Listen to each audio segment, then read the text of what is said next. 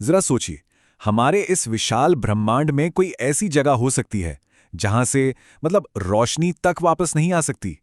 आज हम ठीक इन्हीं रहस्यमयी चीजों के बारे में बात करने वाले हैं, ब्लैक होल्स। और हां, ये सिर्फ साइंस फिक्शन कहानियों की उपज नहीं है, ये हमारे ब्रह्मांड की एक सच्चाई है। फिल्मों में तो अक्सर यही दिखाया जाता है ना, कि ब्लैक होल एक दानव है, एक मॉन्स्टर जो सब कुछ निगल जाता है।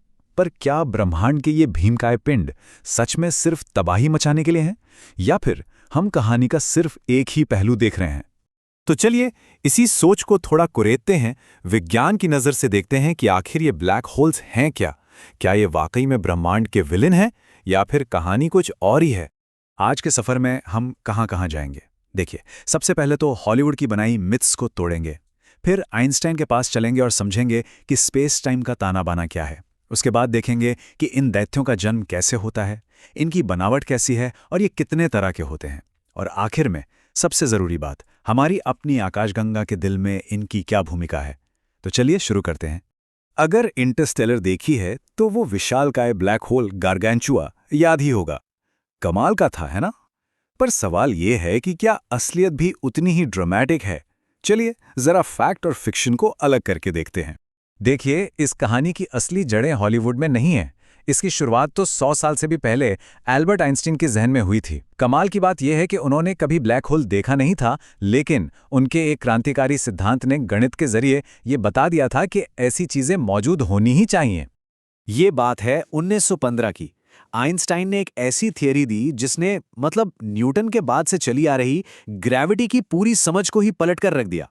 उन्होंने कहा, देखिए, ग्रेविटी कोई अनदेखा खिंचाव या फोर्स नहीं है, ये तो बस स्पेस और टाइम के ताने बाने के मुड़ने का असर है। अब इसको समझने का सबसे अच्छा तरीका है एक छोटी सी कल्पना। चलिए साथ में सोचते हैं।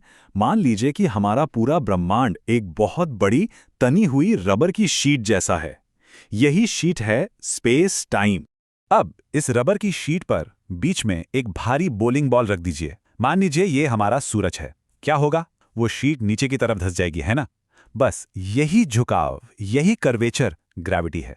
अब अगर पास में एक छोटा सा कंचा लुढ़का दें तो वो सीधे जाने के बजाय उस झुकाव की वजह से बोलिंग बॉल की तरफ खिंच जाएगा, बिल्कुल वैसे ही जैसे हमारी पृथ्वी सूरज का चक्कर लगाती है। तो फिर ब्लैक होल क्या है? अच्छा, अब कल्पना कीजिए कि उस रबर की शीट पर हमने कोई इतनी भारी और इतनी छोटी चीज रख दी कि वो शीट सिर्फ झुकी नहीं बल्कि फट गई। उसमें एक छेद हो गया, एक ऐसा अंतहीन गड्ढा जिसकी कोई तली ही नहीं है। बस यही ब्लैक होल है। इसकी ग्रेविटी इतनी इतनी ज्यादा है कि एक बार कोई चीज इसमें गिर गई तो वो कभी कभी भी बाहर नहीं आ सकती। अच्छा, तो ये तो समझ में आ गया है कि ब्लैक होल क्या है। पर सवाल ये है कि ब्रह्मांड में इतनी ज्यादा डेंस चीजें बनती कैसे हैं? ये विशालकाय ब्लैक होल पैदा कैसे होते हैं? इसका जवाब छिपा है एक बहुत बड़े तारे की मौत की कहानी में। देखिए, एक विशाल तारा अपनी पूरी जिंदगी एक जंग लड़ता है। एक तरफ होती है न्यूक्लियर एनर्जी जो उसे बाहर की तरफ धकेलती है, और दूसरी तरफ होती है ग्रेविटी जो उसे अंदर की तरफ खींचती है। अरबों साल तक ये बैलेंस बना रहता है, लेकिन जैसे ही तारे का ईंधन खत्म होता है, ग्रेविटी की जबरदस्त जीत होती है। तारा अपने ही बोझ तले दबकर पिचक जाता है, और फिर एक भयानक धमाका होता है जिसे हम कहते हैं सुपरनोवा। इस धमाके के बाद जो बहुत ही ज्यादा घना कोर बच जाता है, वही एक ब्लैक होल है। अब मन में ये सवाल आ सकता है कि क्या हमारा सूरज भी एक दिन ब्लैक होल बन जाएगा? तो इसका सीधा सा जवाब है नहीं, वो उतना बड़ा है ही नहीं। हमारे महान एस्ट्रोफिजिसिस्ट सुब्रमण्यन चंद्रशेखर ने ही ये पता लगाया था कि ब्लैक होल बनने के लिए एक तारे को कम से कम कितना भारी होना जरूरी है। हमारा सूरज उस लिमिट से काफी छोटा है, वो तो बस एक व्हाइट ड्वार्फ बनकर ठंडा पड़ जाएगा। तो अब हम ये जान गए हैं कि ब्लैक होल बनते कैसे हैं, तो क्यों ना अब जरा और करीब से इनकी बनावट को समझा जाए। आखिर एक ब्लैक होल के मेन पार्ट्स क्या क्या होते हैं? हम जब भी किसी ब्लैक होल की तस्वीर देखते हैं ना, तो वो जो चमकती हुई रिंग दिखाई देती है, वो असल में ब्लैक होल नहीं है। वो है उसके चारों ओर घूमती हुई गैस और धूल की एक सुपरहीटेड डिस्क। इसे कहते हैं अक्रीशन डिस्क। इसमें फंसा मैटर इतनी तेजी से घूमता है और इतना गर्म हो जाता है कि एक्सरे में चमकने लगता है। इसे कह सकते हैं कि ये उस पदार्थ की आखिरी चीख है, ब्लैक होल में समाने से ठीक पहले। और फिर आता है इवेंट होराइजन। ये है वो बाउंड्री, वो लक्ष्मण रेखा जिसे पार करने के बाद कुछ भी वापस नहीं आ सकता। कुछ भी मतलब रोशनी भी नहीं। इसीलिए इसे कहते हैं the point of no return. एक बार कोई इसके अंदर गया तो बस खेल खत्म, वापसी का कोई रास्ता नहीं। और अगर इवेंट होराइजन को भी पार कर लिया तो हम पहुंचेंगे सिंगुलैरिटी पर। यह ब्लैक होल का सबसे रहस्यमयी दिल है, एक ऐसा पॉइंट जहां डेंसिटी इन्फिनाइट है और जहां स्पेस और टाइम अपना मतलब खो देते हैं। यहां पहुंचकर फिजिक्स के हमारे जाने पहचाने सारे नियम दम तोड़ देते हैं। ये वो जगह है जहां हमारा विज्ञान भी अभी तक खामोश है। तो क्या सारे ब्लैक होल एक ही साइज के होते हैं? अरे बिल्कुल नहीं। ब्रह्मांड में तो इनकी पूरी की पूरी एक वैरायटी मौजूद है, छोटे से लेकर कल्पना से भी परे विशालकाय तक। देखिए, वैसे तो कई तरह के ब्लैक होल माने जाते हैं, पर दो तरह के तो पक्के तौर पर मौजूद हैं।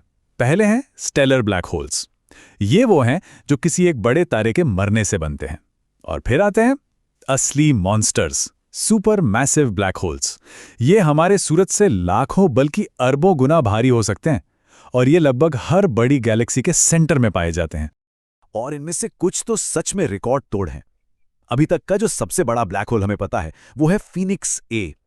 ये इतना इतना बड़ा है कि हमारा पूरा सोलर सिस्टम उसकी तस्वीर में कुछ पिक्सल जितना ही दिखेगा। दूसरी तरफ सबसे छोटा है द यूनिकॉर्न, जो हमारे सूरज से सिर्फ 3 गुना भारी है।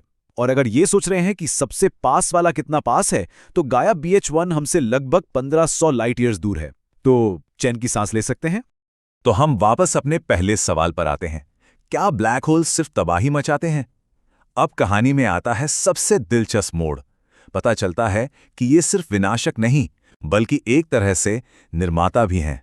दरअसल सुपरमैसिव ब्लैक होल्स अपनी अपनी आकाश गंगाओं के दिल की तरह हैं। हमारी अपनी मिल्की वे और अरबों दूसरी गैलेक्सीज इन्हीं विशालकाय ब्लैक होल्स का चक्कर लगाती हैं। ये एक तरह से ग्रेविटेशनल एंकर का काम करते हैं, जो अरबों खरबों तारों को एक साथ एक परिवार की तरह बांध कर रखते हैं और बिखरने से रोकते हैं। तो आखिर में ये एक सवाल बचता है, अगर ब्लैक होल्स तारों का अंत है लेकिन आकाशगंगाओं की बुनियाद है, तो फिर ये ब्रह्मांड के विलन हुए या हीरो? शायद ये एक ऐसा सवाल है जो हमें इस ब्रह्मांड की हैरान करने वाली और खूबसूरत बनावट के बारे में और सोचने पर मजबूर करता है।